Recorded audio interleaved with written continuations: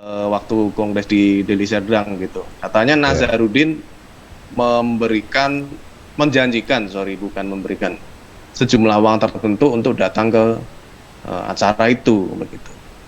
Iya, Nah, iya.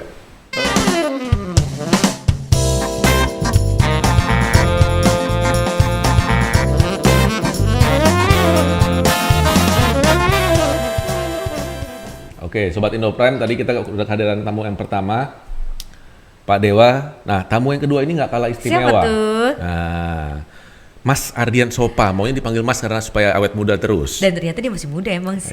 Iya, kelihatannya masih muda ya, walaupun kumis tipis ya. Kekinian, tren kekinian. Iya. Dan Pak Mas Adrian Sopa ini selaku peneliti LSI Lingkaran Survei Indonesia. Ini Bang jagonya nih kalau data-data. Makanya kita boleh nanya apa aja nih Syera ya. Jadi kalau Update. penasaran, biasanya ibu-ibu nih kepo. Ya. Jadi Mas Ardian, nama programnya Kepo. Ya. Apa keponya Syera? Kita kalau nggak akan kepo tuh nggak asik, karena kita akan ngebahas tuntas kondisi ekonomi politik Indonesia terkini. Keponya sih situ kepo positif, bukan kondisi kepoin ekonomi politik orang, nih. bukan ngejelekin orang.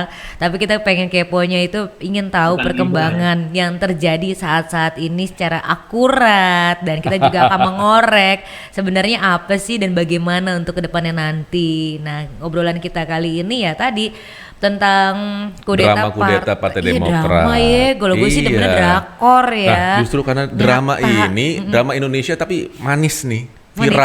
Viral. Ya, makanya kita mau bahas juga sama Iya. narasumber terpercaya. Nah, Oke. ada beberapa pertanyaan dari tadi kayaknya udah gelisah. Udah bikin listingan. Ini share, ini hot share. Pokoknya gue mau nanya ini, mau nanya ini, mau nanya ini. Gak bisa dilewati. Mas Ardian, kita mau tanya dulu nih Mas. Sebenarnya ya, kan kita harus melihat pakai kacamata para pakar-pakar pengamat politik ya. Kenapa? Kita mau tanya yang pertama, sebenarnya elektabilitas Partai Demokrat itu naik atau turun sih setelah pergantian posisi dari SBY menuju AHY, Pak? Gimana Mas? Oke. Pertama, kalau misalnya kita membandingkan, tentu kita harus ada titik startnya ya, poinnya ada di mana. Benar. Dan memang kalau misalnya kita amati dari perjalanannya, ini Mas AHY, ini kan sebenarnya baru naik jadi ketua umum itu per tanggal 15 Maret 2020 yang lalu. Benar. Ya. Yang berarti kurang 5 hari dari sekarang, sebenarnya Mas AHY menjabat ketua umum kurang dari setahun ini. Ya. Nah, kalau misalnya kita membandingkan, tentu harus ada titik startnya. Pertama, kalau misalnya kita lihat dari perolehan suara Partai Demokrat, meskipun ini 2019 ya, Ya. itu kan Partai Demokrat dapat sekitar 7,7% pemilu di 2019 yang lalu. Nah, kemudian tentu ketika misalnya kita melihat apakah Pak AHY ini menaikkan atau tidak, atau berkontribusi atau tidak, tentu nanti evaluasi terakhirnya itu di 2024.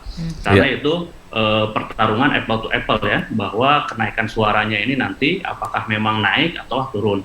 Tetapi kalau misalnya kita amati dari perjalanan ini setahun yang kemarin kira-kira seperti apa, tentu juga ada berbagai survei yang bertebaran ya, termasuk juga LSI. Tetapi harus digarisbawahi bahwa survei ini itu dilakukan sebelum adanya KLB ini. Ya. Sehingga sebenarnya untuk kita melihat potensi yang paling presisi untuk melihat kapan elektabilitasnya itu memang nanti setelah kita ada KLB, ada survei, baru kita bisa berbicara itu. Tetapi kalau misalnya kita lihat dari survei-survei yang beredar, ini juga menarik. Karena pertama sebenarnya ada survei yang menempatkan misalnya Demokrat di angka 4%, tapi juga ada yang menempatkan Demokrat di angka 5%. Bahkan ada juga yang menempatkan di angka 8%. Tentu ini karena memang bisa jadi karena perbedaan waktu survei, kemudian juga perbedaan metodologi dan sebagainya. Tetapi catatan yang ingin saya sampaikan bahwa kalau misalnya melihat peta yang ada sekarang, ini sebenarnya Demokrat ya relatif sebenarnya bertahan di angka yang kemarin ya. Ya, nggak terlalu jauh juga ya Mas ya. Kalau turun naik juga di sana-sana aja ya. Turun naik, tetapi kalau misalnya survei kita bisa lihat bahwa memang ada margin of error kan. Dan ketika misalnya kita bandingkan margin of error di antara 2-3%, ya sebenarnya angka Demokrat di angka ya sekitar 7%-an. Meskipun kalau misalnya di survei ada yang 4, ada yang 8, ada yang 5, sehingga kalau misalnya rata-rata itu di angka 7%. Sehingga kalau dilihat yang ada sekarang, Pak AHY itu memang belum bisa menaikkan elektabilitas Partai Demokrat. Tetapi beliau berhasil mempertahankan perolehan suara yang diperoleh Partai Demokrat di 2019 yang lalu. Sehingga dengan adanya fakta itu, sebenarnya tantangan terbesarnya ini adalah di KLB ini. Pasca KLB ini tentu juga ya expose media begitu luas, kemudian juga sentimen terbangun antara positif negatif dan sebagainya. Kemudian juga ada hal yang bertarung di situ. Pasca KLB kita juga lagi mengadakan survei, ya mudah-mudahan nanti setelah surveinya turun baru kita bisa memperlihatkan bahwa memang ternyata Pak AHY ini naik atau turun. Tapi sekarang ini kita baru kelihatan ya Pak ya? Masih di yang kemarin, betul. Karena memang naik turunnya partai itu kan memang tergantung dari isu yang berkembang ya. Nah, kita tidak tahu apakah isu yang berkembang ini menguntungkan AHY atau memang merugikan AHY. Dalam konteks besarnya menguntungkan Demokrat atau merugikan Demokrat. Tentu ya perjalanan waktu yang akan membuktikan ini. Nanti kita survei, kemudian kita tahu bahwa ternyata KLB ini ternyata menaikkan kualitas, bisa juga. Tetapi bisa juga ternyata KLB ini meruntuhkan kemenangan atau meruntuhkan elektabilitas yang diperoleh oleh Partai Demokrat. Ya, kalau nanti menaikkan bahkan menaikkannya lebih dari 15%, berarti ini sandiwara semua nih, jangan-jangan ya. Settingan, playing victim dong, balik lagi kayak dulu. Iya, gitu. Soalnya kemarin memang berdasarkan survei beberapa LSM juga ya, yang ini sebenarnya begitu ada isu tentang ini AHY memberikan surat kepada Pak Jokowi dan seterusnya, ternyata malah elektabilitas Partai Demokrat meningkat loh, walaupun memang meningkatnya tipis nih, Mas Ardian, ya kan, hanya meningkat sekitar 2%. Nah, saya mau tanya juga, dikatakan meningkat tinggi itu kalau lebih dari berapa persen ya? Apakah lebih dari 10%, apakah lebih dari 15%, sehingga kelihatan bahwa memang pemimpin yang baru ini efektif gitu. Betul, kalau misalnya memang ukuran-ukuran yang ada itu sangat subjektif ya. Bisa jadi ketika misalnya dalam kondisi yang sulit naik 1% pun sebuah hal yang luar biasa.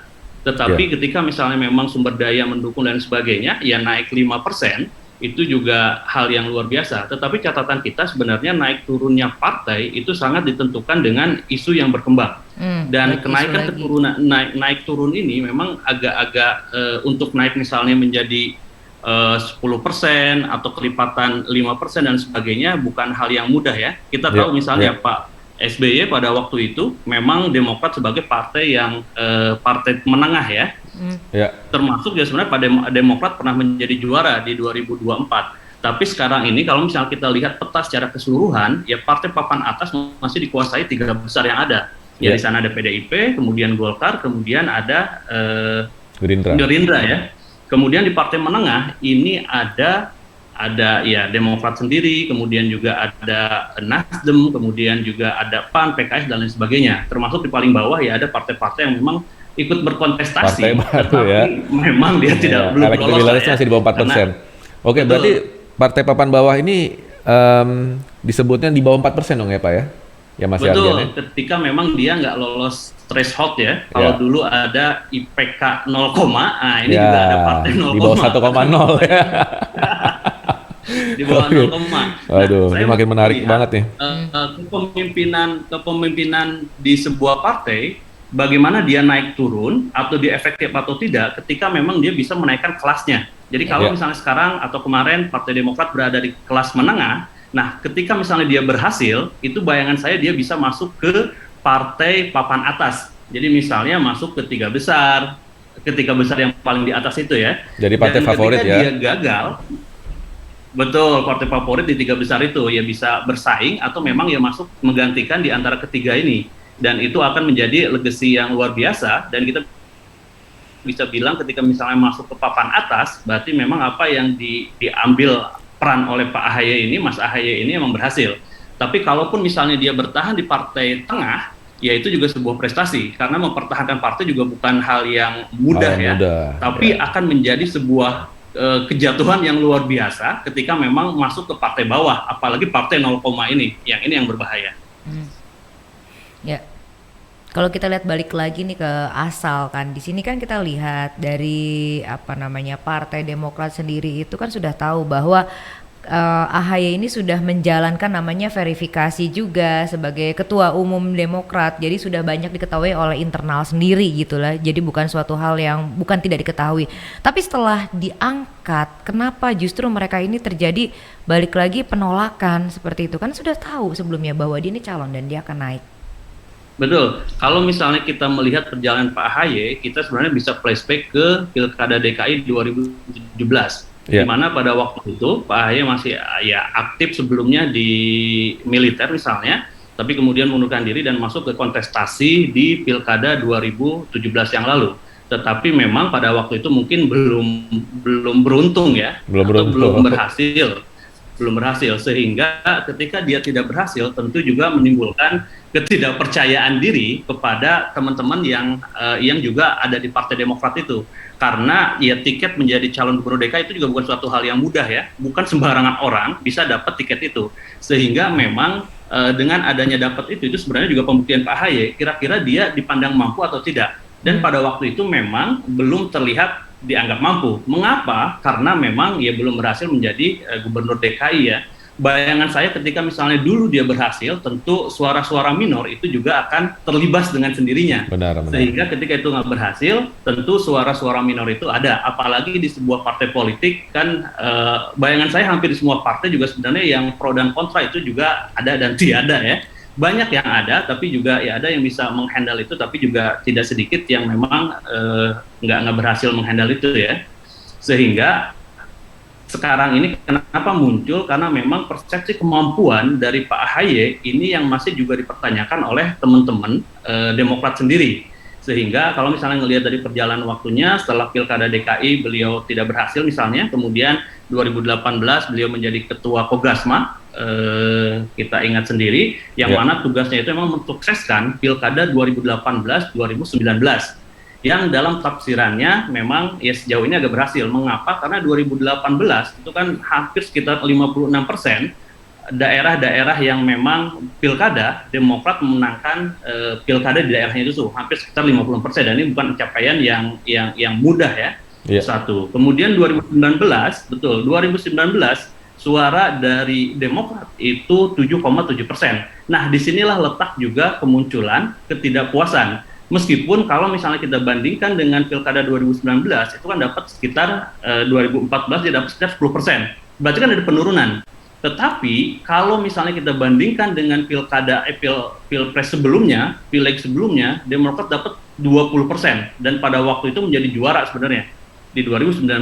Sehingga kalau misalnya kita ngelihat tren, 2019 dia dapat 20, kemudian 2014 dia dapat 10%, 2019 dia dapat 7,7%, tentu ini buat sebagian orang ini berarti sebuah kemunduran.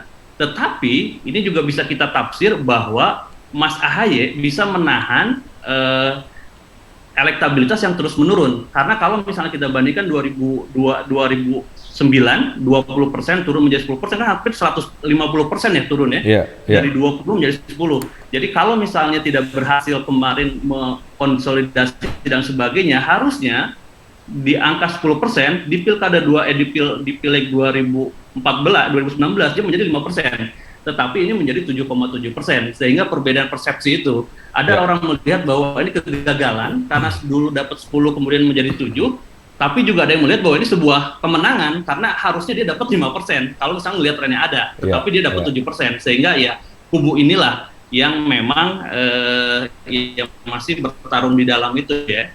Tetapi setelah Kogasma kemudian menjadi wakil ketua umum, dan pada akhirnya 2020 menjadi ketua umum, ini juga yang masih menentukan eksersis yang ada ya. Karena di Pilkada 2020 yang lalu, kepemimpinan Pak AHY berhasil sebenarnya menaikkan kemenangan red di Pilkada menjadi 57%. Dari awalnya 56%, sehingga memang ada kenaikan itu. Naik sedikit. Tetapi ya Pak ya. bahwa suara-suara sumbang ini betul naik sedikit, tapi suara-suara sumbang ini tetap ada, dan memang buat saya sebenarnya hal yang wajar, ada kepuasan tapi juga ada ketidakpuasan. Tetapi masalah kepuasan ketidakpuasan itu sebenarnya selesai ketika memang AHY ditentukan sebagai ketua umum dengan calon tunggal ya, karena ini juga hal menarik, karena dengan calon tunggal sebenarnya dibuka pendaftaran versinya yang saya dapatkan dari media, tapi tidak tahu pergerakan dalam seperti apa, tetapi sebenarnya dengan kebulatan TK 34 DPD 514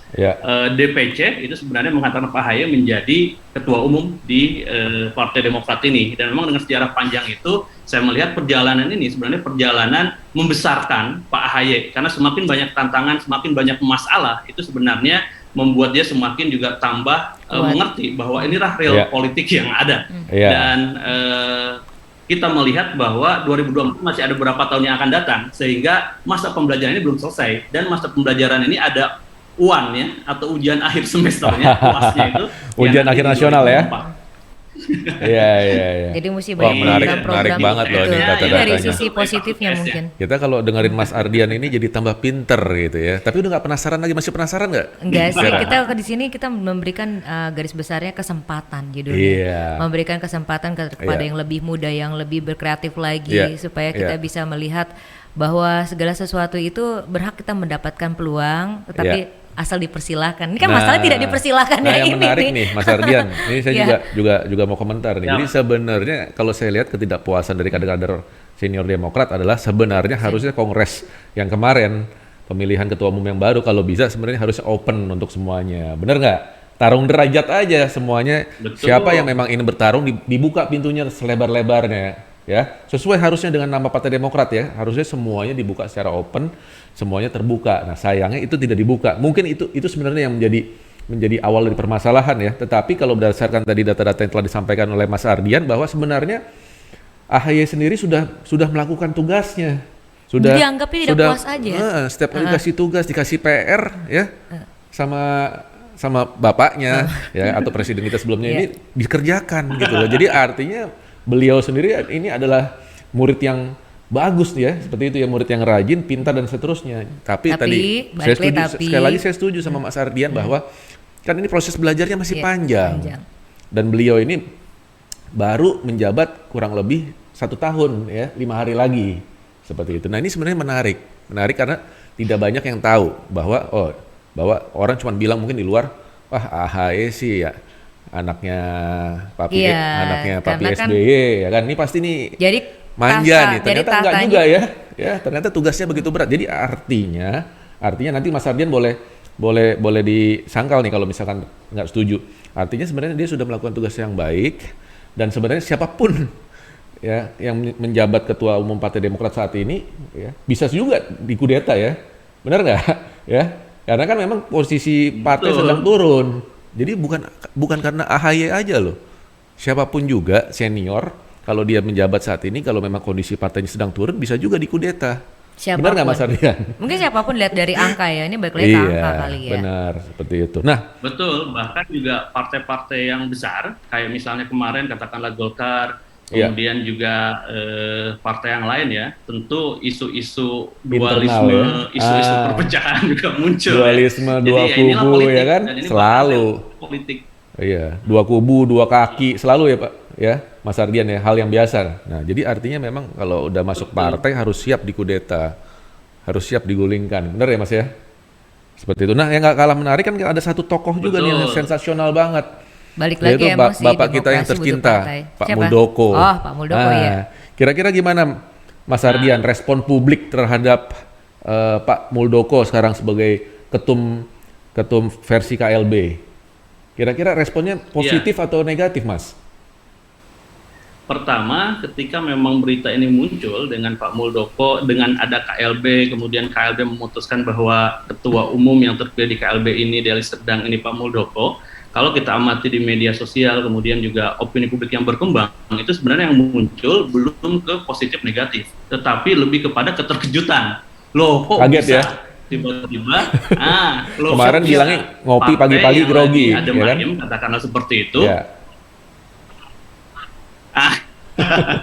Betul. Jadi memang keterkejutan dari publik.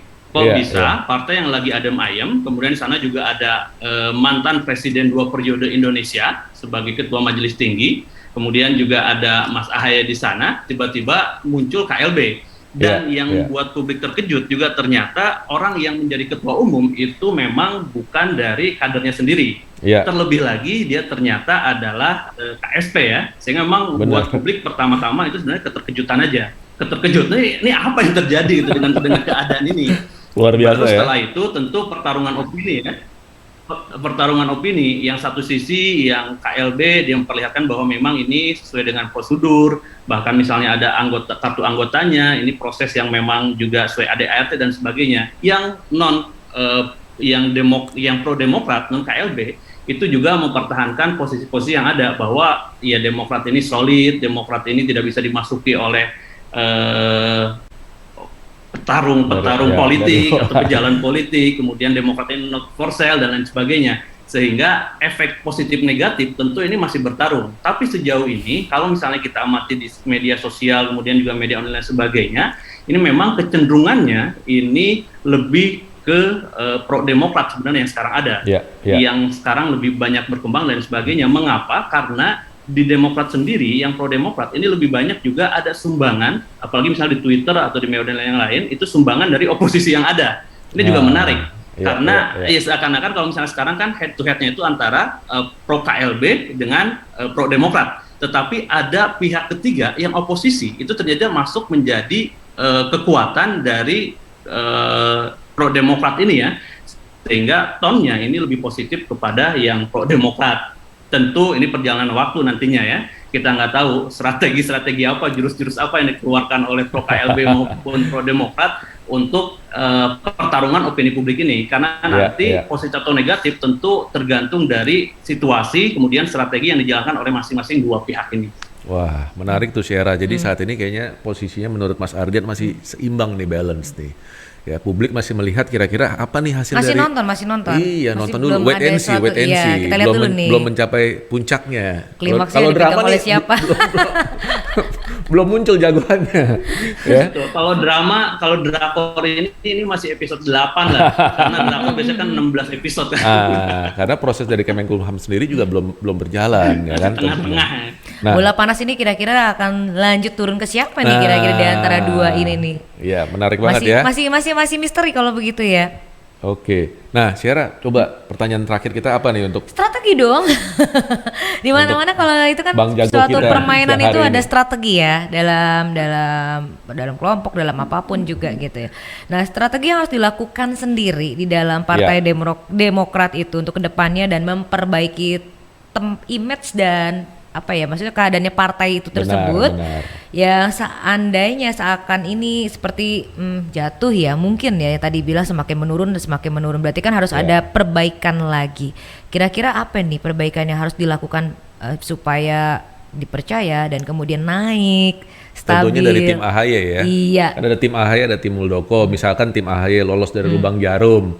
Nah, kira-kira gimana nih memperbaiki kredibilitasnya? Karena kan kalau sekarang memang, kalau tadi kan, ini terima kasih banget banyak sekali insight dari Mas Ardian siang hari ini ya. Jadi artinya memang sebenarnya AHY sudah melakukan PR-nya sebagai seorang ketua umum. Tetapi opini publik tidak seperti itu, Mas. Ya, opini publik melihat bahwa AHY ini masih terlalu muda ya, prosesnya aklamasi, diberikan tongkat estafet sehingga dianggap memang kredibilitasnya sangat rendah ya untuk bisa memimpin Partai Demokrat, sebuah partai besar. Tadi kan dibilang sudah pernah bahkan sebelumnya memimpin 2 periode. Nah, kira-kira apa strateginya nih untuk kembali lagi menjadi partai besar? Ya, pertama memang mindset yang harus dibangun oleh Pak AHY, kemudian Mas AHY, kemudian juga seluruh Partai Demokrat yang ada ya. Ya sebenarnya terlepas nanti siapapun yang memiliki Partai Demokrat tanda kutip ya, bisa Pak AHY, bisa juga Muldoko kalau misalnya disetujui sama Menkumham. Tetapi catatannya pertama bahwa memang ini harus dilihat sebagai sebuah berkah dibandingkan dengan tulah. Karena adanya KLB ini tentu secara pemberitaan, secara medan tempur itu juga semakin naik. Orang, karena dalam hukum besi pemenangan, baik pileg, pilpres maupun juga partai misalnya, itu kan orang harus kenal dulu. Orang harus kenal dulu dengan sosok yang ada ya. Sehingga dengan adanya ini kan sebenarnya popularitas juga naik. Orang partai lain itu tidak diberitakan, tetapi dengan ada KLB ini, Demokrat itu semakin diberitakan. Tetapi popularitas bukan syarat yang utama, karena setelah popularitas juga harus ada kesukaan ya. Kesukaan, sehingga memang betul tadi pertanyaannya siapa yang lebih positif, siapa yang lebih positif. Kalau misalnya melihat bahwa KLB ini ternyata Pak AHY yang lebih positif dan sebagainya, tentu dia akan lebih mudah untuk membangun Partai Demokrat ini karena kesolidan juga sekarang sudah teruji, kemudian juga ya partai-partai ada konsolidasi dan sebagainya kan. Dan yang terpenting sebenarnya menjadi pembelajaran yang luar biasa buat ketua umum yang ada, karena Dengan adanya masalah ini tentu juga beliau berhubungan dengan konstituen yang ada, dengan publik yang ada dan sebagainya. Sehingga kalau misalnya ini dimaknai sebagai sebuah tantangan yang harus diselesaikan, ini menjadi mindset yang sangat-sangat positif. Jadi pertama mindset. Yang kedua, kita tahu bahwa partai kekuatannya itu ada dua. Pertama dari figur ketua umum, yang kedua itu dari program-program yang ada. 2004, 2009 Pak SBY menjadi figur yang luar biasa sehingga bisa menjadikan Partai Demokrat sebagai pemenang pemilu. Pemenang pemilu, sehingga figur partai ini juga harus dibangun.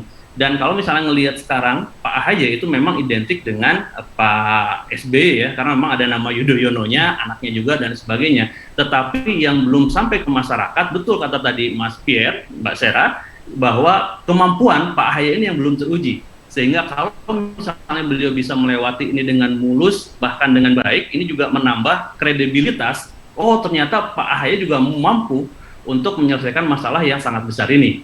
Baru setelah figur ini muncul, masuk ke yang ketiga, itu lebih kepada isu atau program yang diusung. Kita juga ingat bahwa kemenangan Pak SBY misalnya, selain karena figur, juga pada waktu itu berkampanye, katakan tidak pada korupsi misalnya. Dan itu yang melambungkan, tetapi juga ini menjadi catatan juga, karena itu juga yang menjatuhkan Partai Demokrat di 2014 yang lalu. Dari 20% turun menjadi 10%. Karena ternyata kata-kata katakan tidak pada korupsi, ternyata banyak kader yang terkena korupsi sehingga memang pada hancur. Sehingga perumusan dari program-program yang ingin ditampilkan itu akan menjadi jualan ke masyarakat. Jadi mindset secara pribadi, kemudian figur yang harus dibangun. Jadi kalau saya lihat harus ada AHY ini SBY plus. Jadi kalau misalnya AHY plus ini seperti apa, ya dia harus bisa ya muncul betul kepintarannya misalnya seperti Pak SBY, kemudian juga wibawanya seperti Pak SBY. Plusnya apa? Ya plusnya misalnya lebih pada merakyat, atau kemudian juga ada milenialnya dimunculkan dan sebagainya. Sehingga tawaran kepada pemerintah ini bukan hanya AHY, tapi ini SBY plus loh. Masih banyak orang yang suka terhadap SBY, apalagi dengan ada plusnya. Dan itu muncul di Pak AHY ini sendiri. Baru setelah itu muncul di program-program yang ada. Katakan tidak pada korupsi pada waktu itu, tapi memang catatannya harus benar-benar melakukan itu. Jangan sampai ketika program itu muncul yang menarik buat masyarakat, tapi ternyata tidak melakukan itu, ya pada akhirnya juga dihukum oleh masyarakat. Dan ya buat partai politik kehilangan setengahnya dari suara yang diperoleh itu sebuah kerugian yang sangat-sangat besar.